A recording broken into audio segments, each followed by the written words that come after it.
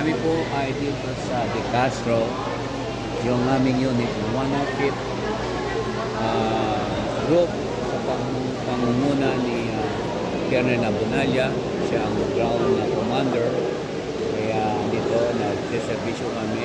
May Cairo, may acupuncture, merong nandito yung Red Cross, nandoon yung Dental. dental, yun, nakadilaw. Ito po ang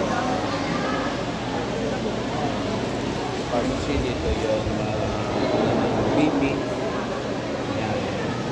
Kami naman, ito, tinitingin kung saan kami makatulong, kung saan yung kulang doon kami. Ganun lang. Kasama ko si Lasala, malapit sa pagkakasala.